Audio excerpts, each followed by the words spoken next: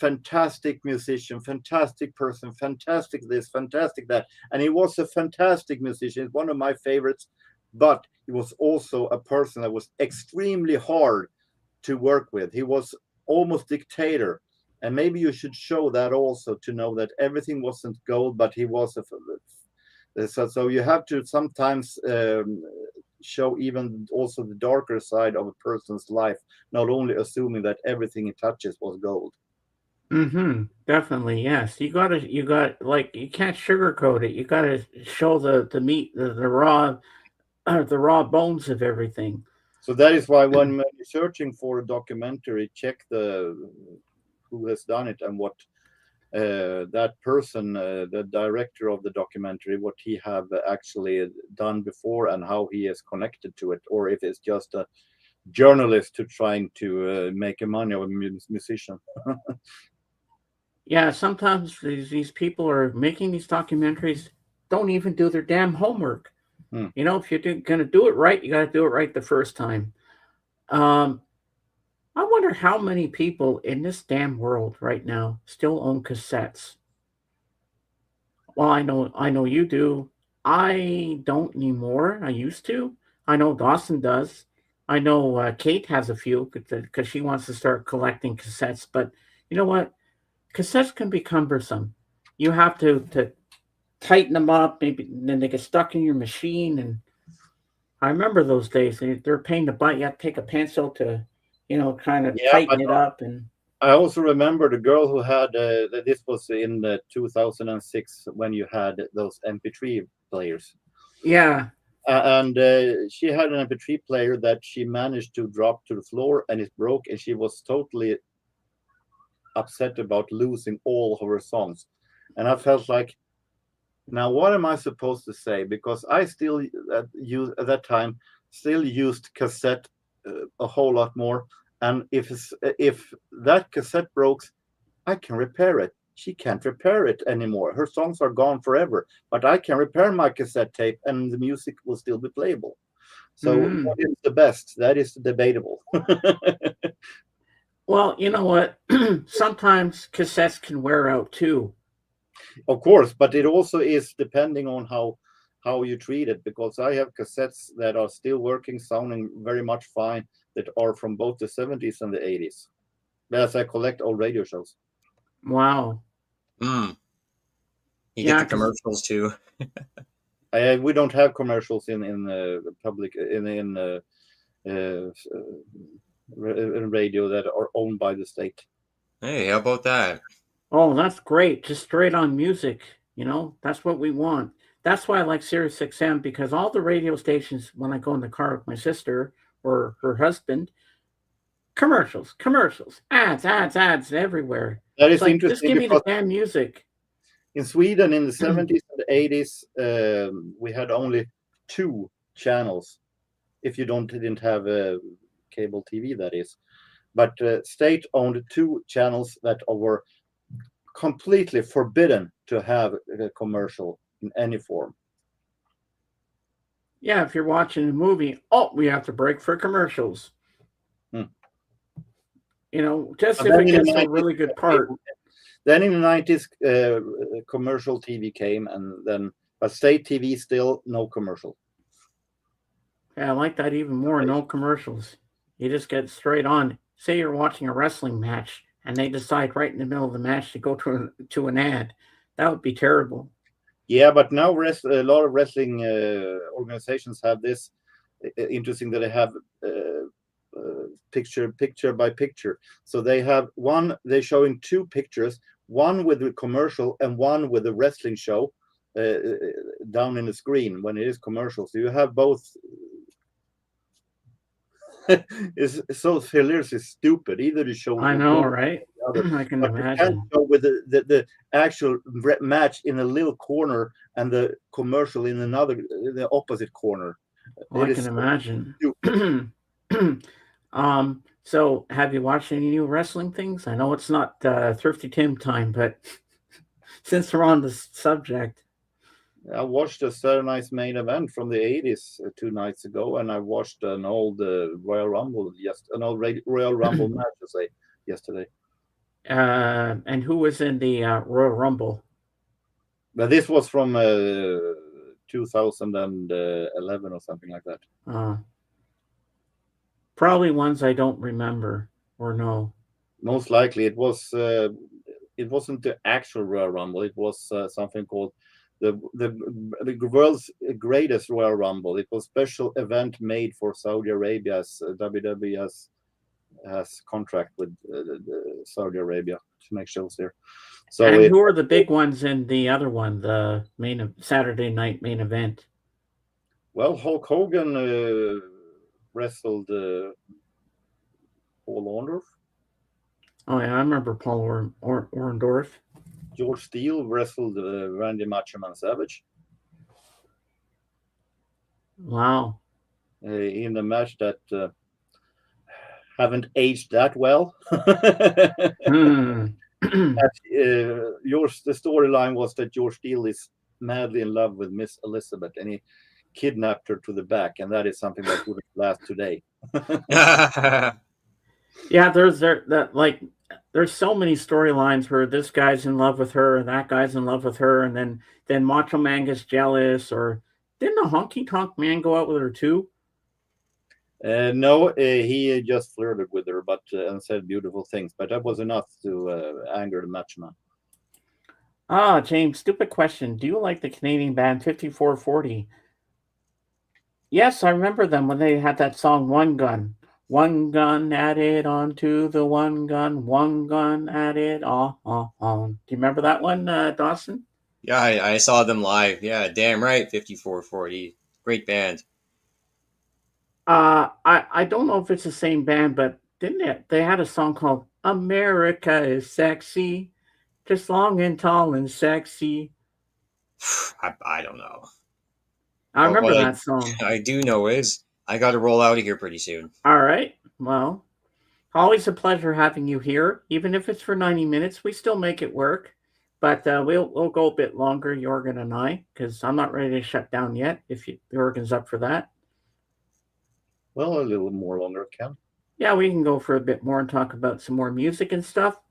Yeah, that sounds like a plan, Stan. Yeah, but 5440, you don't hear that band much anymore. No, that's unfortunate. They can only play so much Tragically Hip on the CanCon, you know. Yeah, but it's nice to see people still having audio cassettes because, you know, the 80s was a big time for mixtapes. Like you go on the radio, oh, I got to tape this song. They're bringing it on. Then you get ready to record it, and they say it's coming up next, and then you just record, play, bang, there you go. You got a song. What I like about cassettes is no matter what the quality, it still was a very great way to save what you liked. Today, it is what you hear is supposed to go in here and out here. You're not supposed to remember what you listen to. You're supposed to enjoy it for the moment. But with the cassettes, you can save it. You can listen to it whenever you like, and you could actually have it for yourself if you want to listen to it. And oh yeah, definitely. I always think that's a great idea. And people, don't forget to smash that like button, hit the subscribe button because it helps with the algorithms, as Royce in the house always says. And it helps us out. If you want more content like that, just smash that like button, smash the like button, the subscribe button. Yeah, we want to deliver to you the chat things that even we just got. Jorgen showed us some great albums. I got some maybe more generic albums, but you know, I haven't listened to the full thing before, and James has got like a basically a full set movie Blu-ray collection of Spider-Man and Avengers. So yeah, that's just half of what I got over there on that shelf. I know we're glad we get to show you that today. I will be there's an open Irish jam down by the pub. Watch party for soccer and gearing up for Motley Crue. Yes, Motley Crue with Tesla and Extreme on Wednesday. Oh, so that's going to be fun. I'll see everybody next Sunday, but as well throughout the week on Wednesday with the top 10 Aussie list. Yes. My top 10 favorites Who's the favorite today in the World Cup? Argentina. Oh, definitely. Argentina. Yeah. That should be good. That should be exciting to watch. Yeah. All right. Have a great day, gentlemen. And as we say here sometimes, Tatanka, big Tatanka.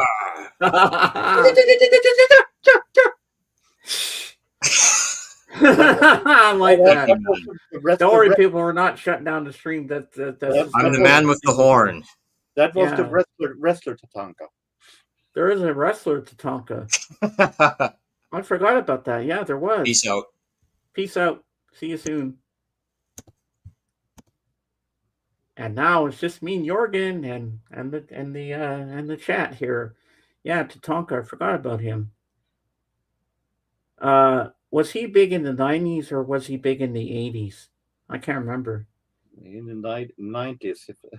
He was a kind of a wrestler that WWE wanted to push really hard. He had an undefeated streak for at least a year, but the people weren't buying it all that much. So finally, he was made to lose a match, and then it went like that. It didn't go that well. They turned him to bad guy, and it went even worse. And then his career slided downhill fast. Was he before Yokozuna? Pretty much in the same era. Because I watched VHS cassette when I was still working in the small video store with the wrestlers, and Yokozuna was in it, and they showed a scene where he was eating 5 chickens, roast chickens, because that's what he ate to get himself in shape. Yeah, but Yokozuna was a special case also. It was the reason why he died of overweight. Yeah. Like, I hate when people overeat. It's like, why do you have to eat so much food? You know? You're going to make yourself sick. I never overeat. I mean, I'm always hungry, but I try to control myself to not eat too much. But he wasn't a Japanese. He was from Tonga. But I liked him. I have a hard time with his gimmick. I thought it was too big to be. He had some few nice moves, but he was a little too big to be a great wrestler. So I have a hard time actually with him. Mm-hmm. But it was, I guess, it was a character for the time. Jorgen, do you want to take over the chat for a few minutes? I have to go to the toilet. I'll be right back. I won't be long. Don't take too long. I'll go out of things. No, I'm just going number 1. Don't worry. I'll be right back. All that water I'm drinking is going through me. I'll be right back.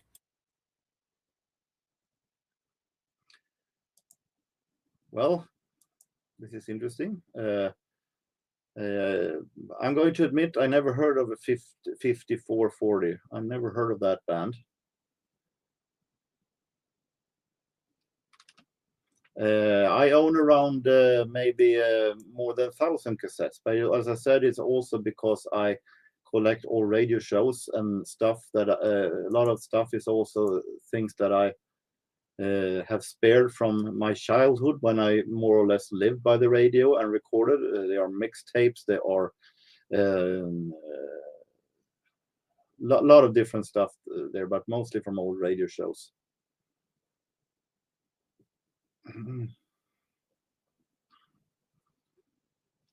So various stuff that I have.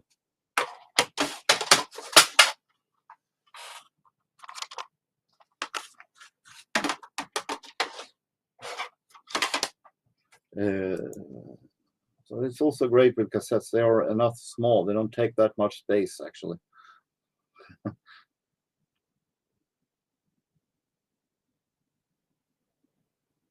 Okay, yeah, I saw that, Mike. I saw you had over 100 cassettes. The problem I have right now is that I don't have a proper working cassette player at the moment. I'm trying to find one with that is playable. I also have some albums on cassettes, but I'm not that fond of that format. But I do have, and one of these days I'm going to pick them out in the closet and show them. Ah, yeah, we'd love to see them. Would they be up Christopher's alley? That's the question. More or less ordinary commercial pop. Oh, okay. But they are mixed with albums that are I had bought on cassettes and I copied from albums on cassette because I did that a lot in the 90s. Thank you, Mike. It's good to be back to do it all for you again. Yeah, I used to have a lot of cassettes in the 90s and maybe the 80s as well. I got a lot of stuff on cassette, but I bought the odd LP here and there because sometimes you want on vinyl. I borrowed a lot of albums and copied it on cassettes in the 90s. Yeah, because it's fun to copy them onto a cassette, you know? That's what I used to like to do a lot. Like I go to my local library. If I liked an album that I got from the library on vinyl, I'd bring it home because I had a cassette deck.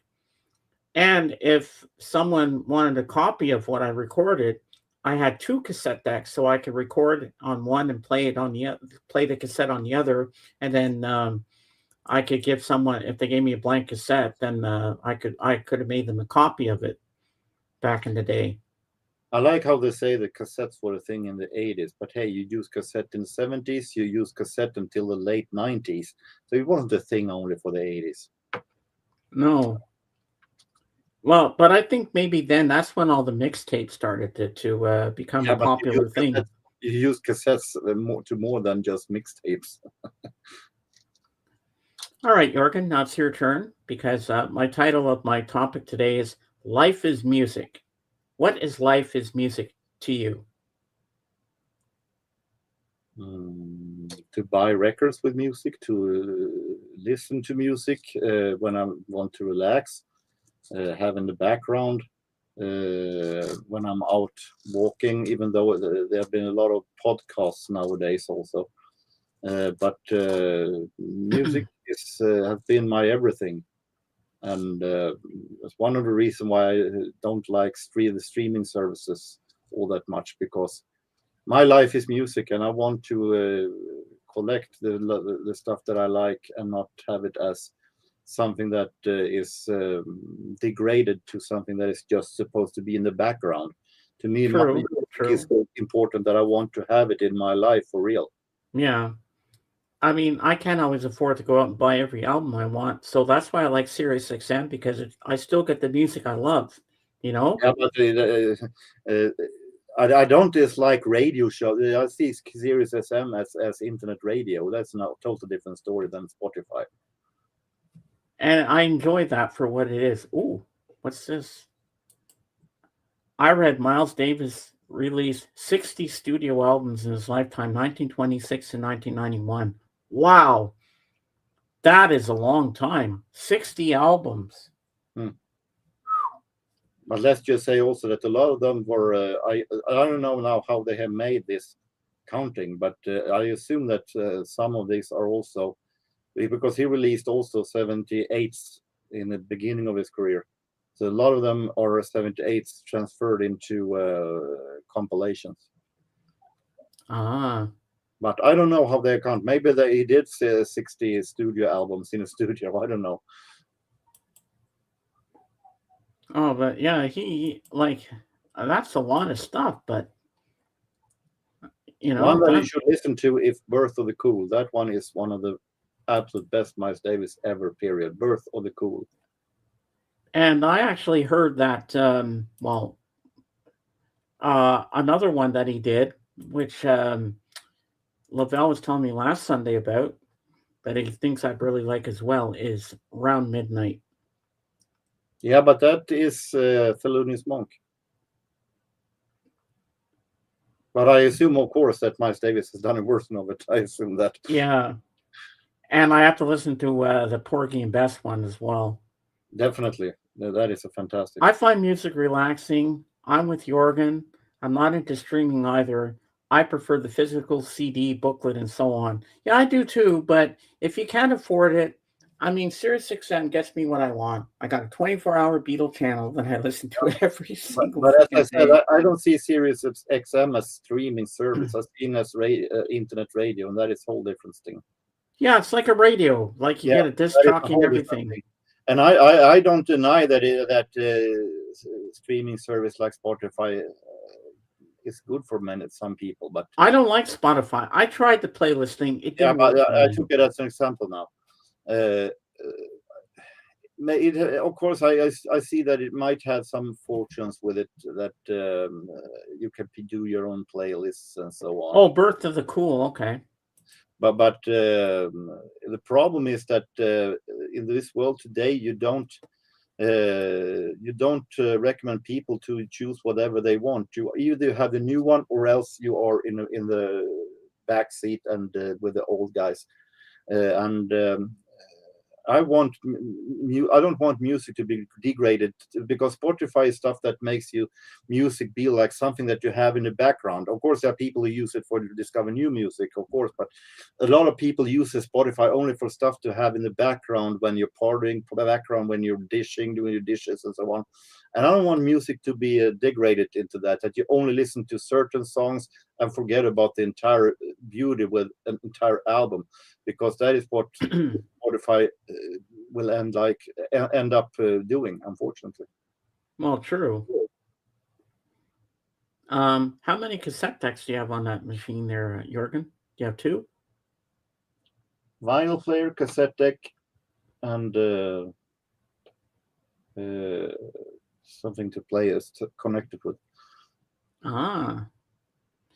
That is also And a cassette deck, but here also, but this one doesn't work. well, with mine, what I got for Christmas 1983, my stereo with a turntable and all that, the speakers, and I had dual cassette decks on mine. And I remember opening that on Christmas Day. That was the best gift that year for me. I finally felt like I was growing up, and I was like, damn, I got my own stereo system. I played the crap out of that thing. I just played it every day. I played the records.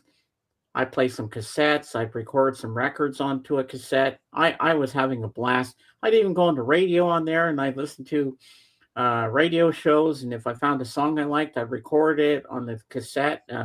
It like, people don't know these days what it was like back then to have all this stuff.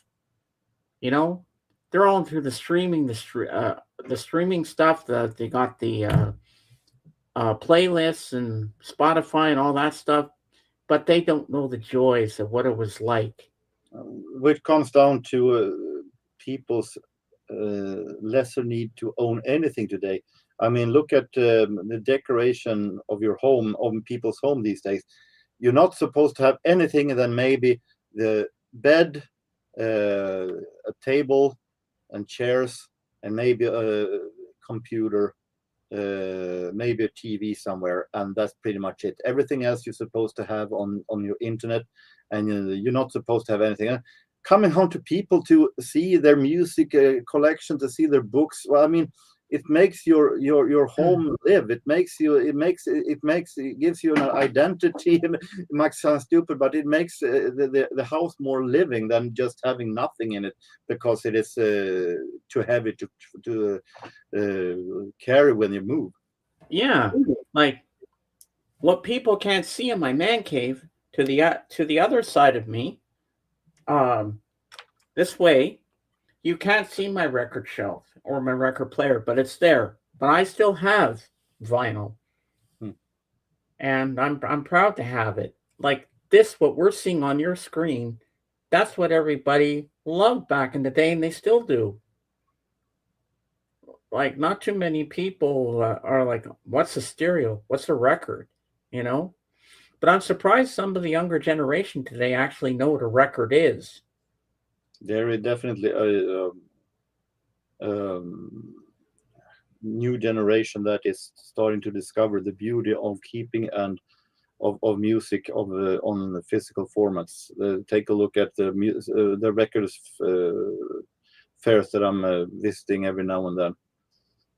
So there are a lot of younger people there also that is searching for music, and I always have a favorite story when I'm at the record fair and there is a 10-year-old girl coming forward to the seller and asking about the first pressing of Guns N' Roses' Use Your Illusion. That's the only time I've been happy to see someone asking for Guns N' Roses, because it felt like, yes, the future is saved. And that a 10-year-old girl would actually know what a first pressing is. Yep. That's impressive. You know, I like to see the younger generation doing that, saying, oh, do you have this beat? Do you have Rubber Soul on vinyl? I want the UK pressing because, you know, that's the way it was back in the days and stuff. You know, I want to see that. Like on Wednesday, let me give you an example. I was listening to the Fab Forum on the Beatles channel, and a 17-year-old girl called in, loving the Beatles. That's what I like to see. She was so excited to introduce a song that she wanted to request. I forget what the song is from the moment. But I like seeing that. Then there was another one who was like maybe 15 or 16, and she requested Beatles. I love seeing the younger generation do that. And then we have, of course, the Paradise Hotel and Big Brother era that sees the Kanye West Paul McCartney collaboration and asking who's the old guy standing next to Kanye West. So like, what, you don't know Paul McCartney? They showed a reaction video for Paul McCartney and Kanye West's song. I don't know what it's called, but there were comments in that video that said, who's the old guy that stands next to Kanye West and plays guitar? Oh, I remember one night I'm listening to the Fab Forum. This woman, she calls in and she's talking about her Beatles story. This woman wouldn't shut up. She just kept going on and on and on. And she's still going on during her introduction. And the song starts, the one she requests, and she's still talking over it. And the guys had to cut her off. Because I could hear her click that they clicked her off the phone line because she was still going on.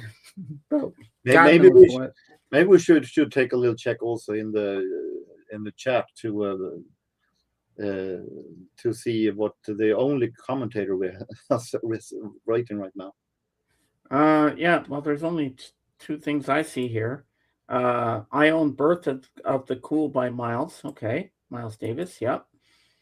Like LPs, I love looking at cover and back cover. Example, my 65 Elvis LPs. Whoa, yeah, that's a lot of Elvis there, my friend. Without an album cover, you won't have this fantastic piece.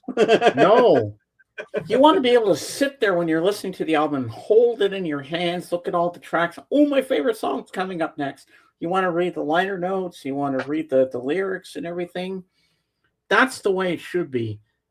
Yes, I can't afford a lot of movie records and stuff, but hey, Sirius XM does it for me. You know, it helps me get through every day. You know, I love the music and my breakfast with the Beatles, Monday to Friday, Fab Forum Wednesday nights, you know, and then whatever other shows they play on there, I listen to on demand on Saturdays, like Dark Horse Radio. That's all about George Harrison's career. But I listen to that. As I said, Sirius XM is internet radio, and as I collect old radio shows, I know what radio shows can do. There's a lot of radio shows that I listen to in modern era that have made me discover bands that I wasn't interested in the past. So true. Oh, well, I know you've listened to Sirius XM with me a lot, and I know you liked it. Yeah, but I mean, it works for me because there's no ads. You just get straight on music. Because when I get my sister's car, you have to listen to radio, and then it's a pain in the ass. I hate it. Nothing wrong with that, James. No, there isn't, Mike, and I enjoy it. My sister knows I do, so she's paying it. She's paying for that for me because she knows I enjoy it, and I use it every single day. If I didn't have that if I lost that in the morning, I'd be like, No. Go Argentina. Don't cry for me, Argentina. But Jimmy Nail can't sing a frickin' song. On the other hand, he wasn't the one who sang that. Oh, no, I think he was It the was one that sang. Madonna. It was Madonna who sang that.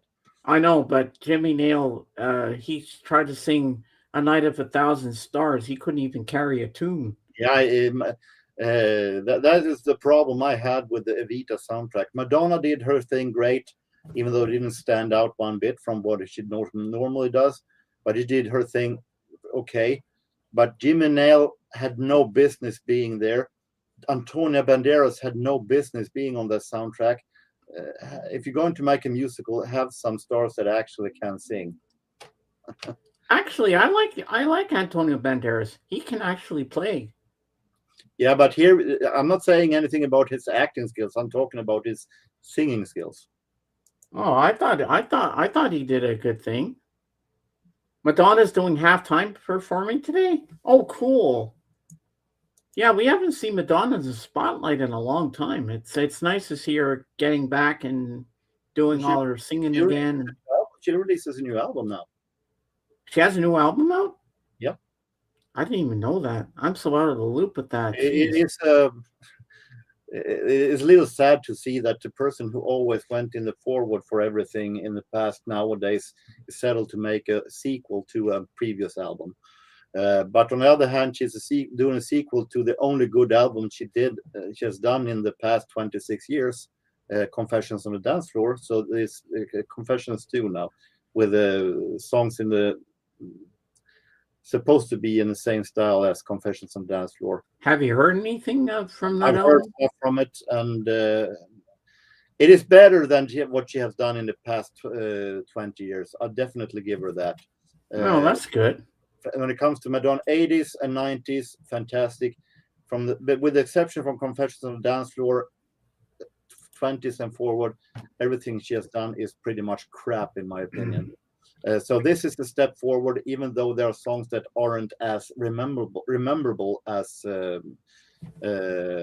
Jump and Sorry and stuff from the original Confessions. Hey, Dark Wizard, how you doing, my friend? Nice to see you.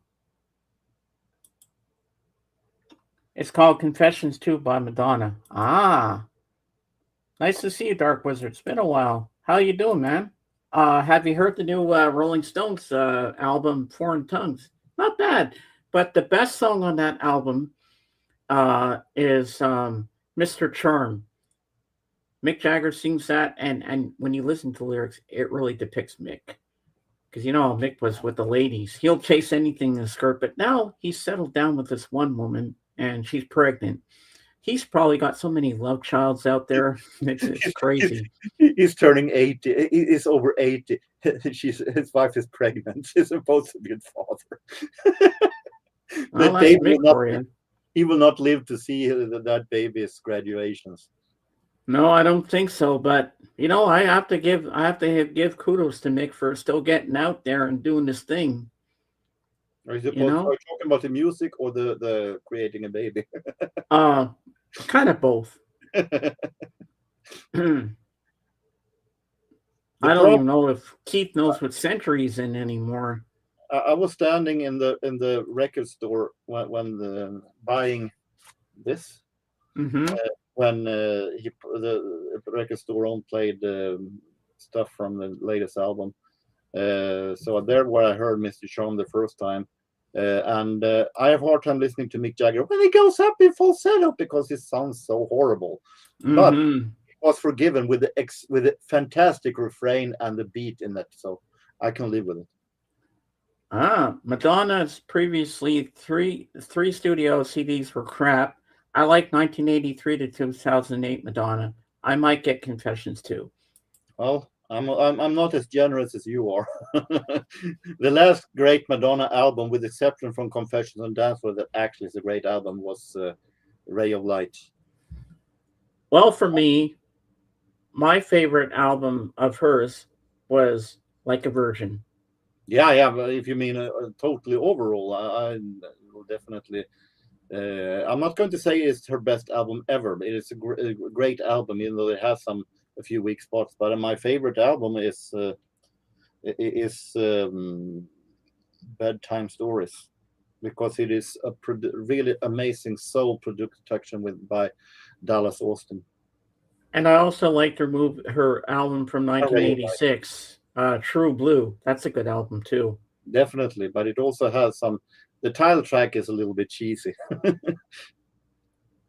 And I also like on that kind of a 60s teeny bopper. Oh, Jimmy, Jimmy. Oh, I feel like, no, please. But the song I really like off that album is La Isla Bonita. Yeah, it's a great one, but maybe a little overplayed. I heard it way a little too much. And I also liked her album, the one with, I forget the title of the album, but had Vogue on it. Vogue is on the is from the Dick Tracy soundtrack. No, it was an album from 1989. No, you mean Like a Prayer? Yeah, Like a Prayer. That's it. Vogue is not on that album. Oh, okay. Yeah, I had that album. But that is a great one, definitely a great one. And I remember when there was a lot of controversy about the song and the music video in 1991 for Justify My Love. Remember that one? Yeah, but I think it was more controversial about the burning crosses in the Like a Prayer video. Because she made the video of Justify My Love too sexual. Yeah. Oh yeah, Breathless Mahoney. I'm not going to say that those over sexual period were her absolute best, but I think that the song Erotica was actually a pretty good song. Definitely, it's a whole lot better than people are giving her credit for. One movie that I think it was her debut movie that I liked her in was Desperately Seeking Susan with Rosanna Arquette. Yeah, it's a good one. It was ages since I saw it, but it was a good movie. Yeah, because I was back in that time, I was a huge Madonna fan. I was so excited to see Madonna and everything, and then that movie came out. I reserved it on the video cassettes back in the video cassette days when you can rent the movies and stuff. And I was so excited to see that movie. I got it home, put it into the cassette player, and I played the movie, and I was like, I like this movie. I think that one and Who's That Girl are the only two Madonna movies I have seen, though. Oh yeah, Who's That Girl? I have a videotape, but I don't think I have seen it so far. And she also makes a cameo in Die Another Day. Yeah, but I don't count that. She's only 5 minutes in it, so. And that one is, in my opinion, one of the worst Bond themes ever. When she was supposed to work with the French producer Mervet, and every song sounded just as crappy. Everything sounded pretty much alike, and everything sounded crap. Very extremely stale dance music that was popular at the time. I'll give her that, but still, it wasn't in my book. Another song I like that she did in Austin Powers 3, Goldmember, Beautiful Stranger. Yeah, definitely a great one. Maybe one of her best final songs before she went downhill. And her husband at the time, Sean Penn, back in the 80s, when he was in that movie Close Range, I think it's called. And she sang Live to Tell. That's a great song too. Amazing song. I love that song. One of her best songs in the 80s. Oh, definitely. Yeah, I have to admit that is a good song. Yeah. I love talking about Madonna's past, She had some great stuff. Doesn't have any present. As I said, it's a little bit, even though this Confessions album sounds to be their best album in ages, even though it's pale comparing to the original Confessions. What does her daughter do? beats me. I have no. I I wonder don't. if her daughter's into the music industry. I don't follow gossip, so I don't care. But I wonder. I don't. When it comes to, I think it's maybe a little bit from a person who was expert to be in the front of every trend. Now she's making a resequel to a full previous album. It feels a little bit cheap, even for Madonna standard. But okay, if it makes her make better music, I'm all for it. Oh, I remember it was. I don't know if it was 84 or 85, but the controversy, everybody was up in arms when Madonna posed nude for Playboy. I don't know. I remember when that happened. I mean, you're a musician. Why do you have to get naked for Playboy? I mean, that's kind of crazy. On the other hand, she wasn't the first musician that did that. Nor will she be the last. Like, why would you do that to yourself? I mean, you have a good career. Do you have to? Do you have to do that? It's like It's called PR. Ah. Oh, Mike says to you, I agree, Jorgen. Bedtime Stories 1994 is a great CD. Yeah, it is definitely Madonna's soul period, as was actually Erotica. It was produced by Shep Pettibone, who also is a great soul producer. But it had Dallas Austin's huge, heavy street soul style that I liked in Bedtime Stories. But then also came William Orbit in Ray of Light. And Ray of Light is also one of my favorites. Yeah, I also like her song "Get Into the Groove," "Holiday." Amazing song. I have huge nostalgia feeling for it. Get into the groove, boy. You got to prove your love to me. Great There's song. also a song that is very, very sadly underrated. I think also it's on Dispersal Sequences and it's Gambler. It's also very sadly forgotten Madonna classic. Yeah, Madonna's done a lot of good stuff. Oh yeah, she was also in the movie with Sean Penn, Shanghai Surprise. I haven't seen that. I only heard of it. The only I was a Madonna fan back then, so I went to see that in the theater with my friend Kevin when we were still in high school. And another reason I want to see it because I was into the Beatles, really heavily getting into the Beatles at the time, because George Harrison did part of the soundtrack for that movie. And that was another reason I want to see it because of George's contributions to that movie. I was lying. I said that I only have seen the two first Madonna movies. Of course, I've seen Dick Tracy also. Sorry, I forgot that. Oh yeah, Dick Tracy was pretty decent. It was a good movie. I give it that. Yeah, it was different. Yeah. I love her name in that movie, Breathless Mahoney. Are you really that breathless? Who knows? When it comes to Madonna, more or less it was Breathless Mahoney. Yeah, thank you, Mike. Yep, hit that like button, people. It helps very much if you want more content like what Jorg and I are bringing to you right now. Seeing he's my second co-host. Thank you, Mike. Yeah, thank you. Was there a record store where you live and you're in Sweden, Jorgen, that you really love going to that's not around anymore? There are. I made a top 10 list of the thrift stores and record stores that we had here that I miss. So there are, of course, once upon a time, this was a city filled with many, many thrift stores. And a lot of them are shut down now with the left two of the three big ones. And that is pretty much sad, even though they had the biggest amount of records, of course. But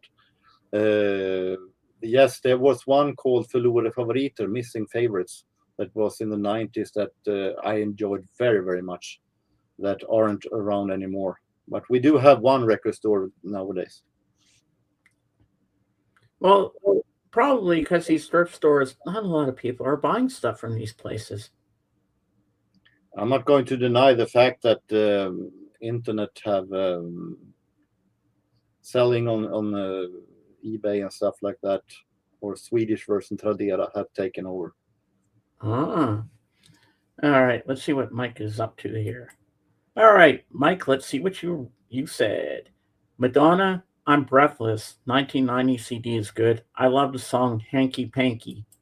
I'm a little bit split when it comes to I'm Breathless, because it does have some great stuff, but it also has some 1930s style, like Hanky Panky, that have it's supposed to sound jazzy, but it sounds so plastic to be real jazz. I think Hanky Panky sounds too much of 1990 to be real jazz. So I'm a little anti against the production of that, but it has some moments that Definitely. Now, if you look at the old children's series that used to play on PBS back in the day, Mr. Rogers' Neighborhood, if you listen to the piano and the background music, it's all jazz. And I think it really works well. It works to mix pop music with jazz if you're using real instrument. But the problem is that many does use instead computers or synthesizers to make horns, and then it sounds very plastic. And that is the same when a lot of jazz after the 70s were stubborn with using electric piano to a lot of jazz concerts and jazz recordings. A jazz song is supposed to have a real piano. End of story.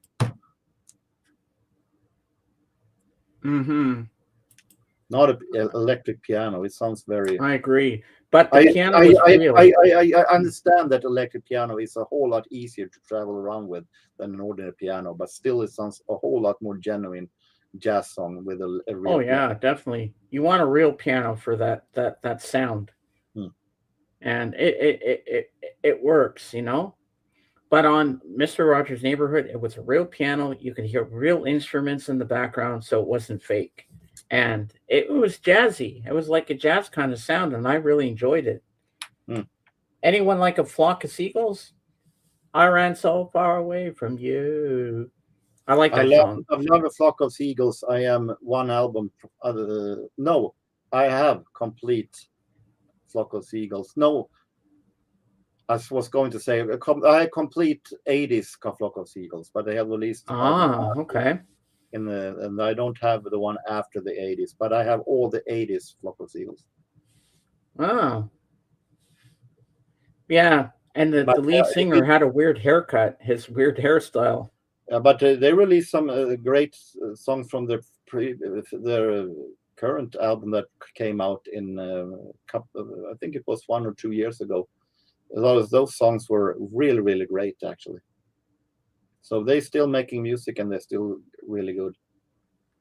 Well, I was talking with Darren Recordhound on Instagram a few days ago, and he sent me a picture of an album, Men Without Hats, Pop Goes the World. Remember that one? I have that 45. I had the entire. I don't know if I still have it or if I have called it out. I have called it out. I only have a compilation. But Men Without Hats in very small doses, because the singer Ivan has a very annoying voice for a full-length album. But I can sell with a compilation with the greatest hits. Yeah, well, the two I like from them is that one and the Safety Dance.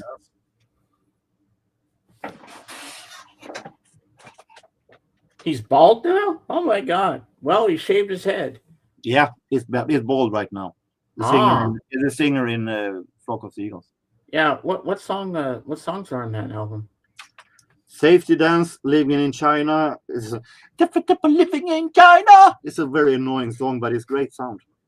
I got the message. Where do the boys go? Antarctica, folk of the 80s. I like No Dancing. The great ones to remember. Eurotheme, Unsatisfaction. Coco Rico, Le Tango de Velour. Things in My Life, Messiah Die Young. I know their name. I sing last, not fierce, not for tears. It was released in 1997. It's very brave to release a greatest hits album for a band who only had 1-2 hits. And what's interesting that Pop Goes the World is not featured on this compilation from 97. That is just wrong. It should have been on there. I like that song. But of course, yeah, it's one song that actually Ivan doesn't sound as annoying as he does in most other songs. but the one song that the extended version of the Safety Dance is even better, where the ladies in the background go S S S S A A A A F F F F T T T T E E T T Y Y Y Y Safety Dance. I like when they do that, and it goes dan dan dan dan dan dan dan, but it doesn't go dan dan da da da da yet, but it just keeps going like that for a little bit at the beginning. Now I remember when they spoofed that song on The Simpsons when Homer was singing, he said, we can dance, everybody look at your pants," instead of saying, look at your hands. I had never ever seen an episode of the musical series Glee. You never did? No, they did the Safety Dance on there. It wasn't featured here in Sweden as much, but I listened to their version of Safety Dance, and that one was shockingly good. I thought that it is amazing version. Oh yeah, that is an amazing version. The problem I have with Ivan is the fact that he has a way to actually both at the same time trying to sound very noble and very big, and then he's trying to speed it up, and it sounds extremely annoying and false, in my opinion. Mike and Jorgen, do you like the group that was big back in the 80s, like 83, I think, Men at Work? I only heard 2 songs, so I don't know. Yeah, I like the song. I Come From the Land Down Under. I only heard Down Under and Who Can It Be Now? That's the only stuff I heard. And yeah, I'm tired to death of Down Under, even though it's a good song. Who Can It Be Now is okay at the best. So I'm no huge fan of them. But Down Under was good the first 10 times I heard it anyway. I remember a song, I think it was a one-hit wonder back in the 80s. Or I think it was 81, I think. It's called Making It Work by Doug and the Slugs. Making it work takes a little longer. Making it work takes a little time. Never heard of it. Yeah, I remember that song back in the day. Yeah, there's a lot of songs that the extended versions are even better than the original. Those are very few, in my opinion, because I have a hard time with extended versions or mixes overall, because it takes.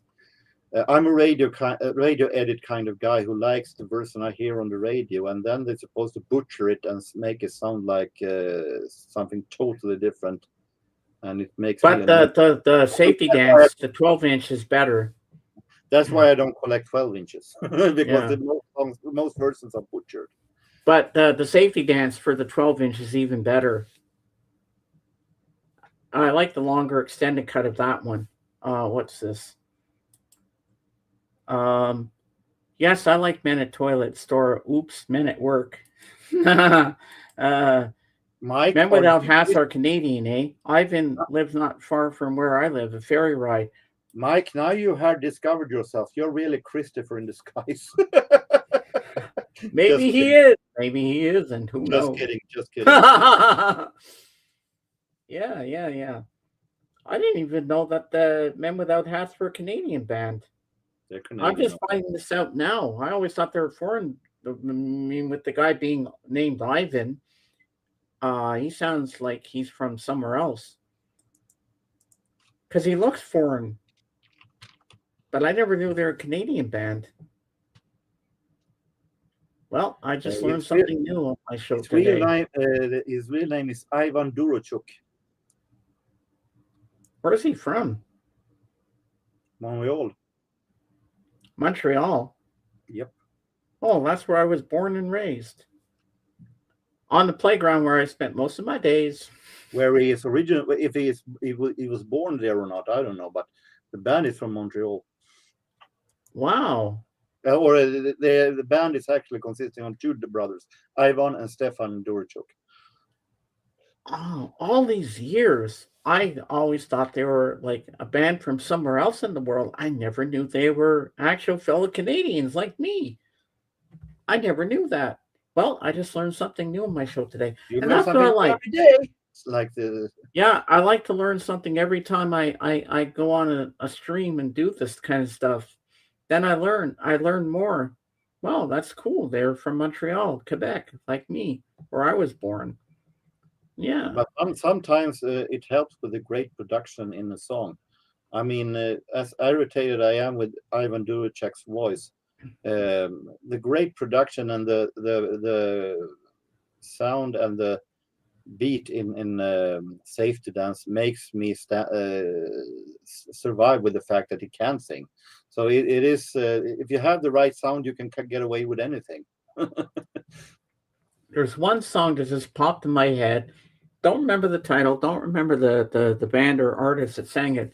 I remember the keyboard part, and it goes da da da da da da da da da da da da da. That was many songs. You have to be a little more specific than that. Well, that's the only part I remember. Wee wee, ho ho ho. Oh wait, Croissant. Yeah, I know what kind of a song you might Do do know, do do do do do do but I do don't do.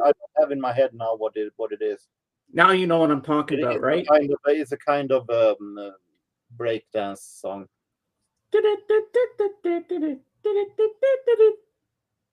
It's a kind of a breakdance song, but No, I it's don't not have Tequila. It was a song from the 80s, Zap. I can't remember the title or who sings it, but I remember that keyboard part. no, it is a kind of a breakdance song, but I don't know now what the song is called. But another one, no, it's not Scatman John. But I remember a song that I used to love back then, and I still do now, is Opus. Remember? Na No. na na na na. Life is life. No. You don't like that Don't one? go there. Don't go there. I hate that song. Why do you hate that song? I liked it when I was younger, but now I think it's one of the most annoying songs. But it has an extremely funny performance by Opus at the German show Peter's Pop Show that was here in Europe, where they gathered all the favorites artists from both local German and from the hit charts during the year in a huge 4-hour show every year. And they had Opus in the show from '85, and the singer went like sorry, I thought it was a summer song, but you look like you were skiing.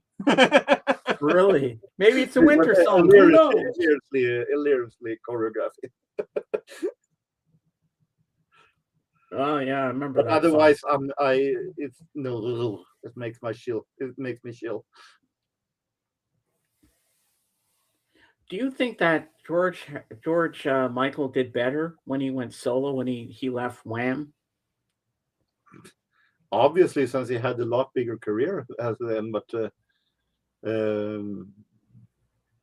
I don't think that as Wham was more or less a production of two good-looking guys trying to make pop music and sell them with their outside. That wouldn't last that long. It never does. I mean, look at New Kids on the Block. Those bands that try to sell with their looks in more of them instead of their music. Even though Wham was 5 times better than, of course, than New Kids on the Block. But bands trying to sell themselves with a look doesn't last all that long because there always be new stuff that girls want to see. George Michael was innovating. He did some new stuff. I'm not saying that George Michael didn't try to sell himself with his looks in the beginning, but at least he did music that stood out in a whole different way. And that was made it famous because he always did new stuff every time. So I think he made the right choice because I think Wham wouldn't have lasted. It was more or less generic at the time, generic boy band pop. Well, I saw a documentary on Wham on Netflix, and Even though Wham was good. when he was in there, like, they seemed to favor him more and cheer more for him than the other guy, Andrew Ridgeley, whatever his name was. Yeah, normally happens when a guy stands in the background and one is front. James, shout, let it all out. These are the things I can do without. Come on. Jorgen's talking to you.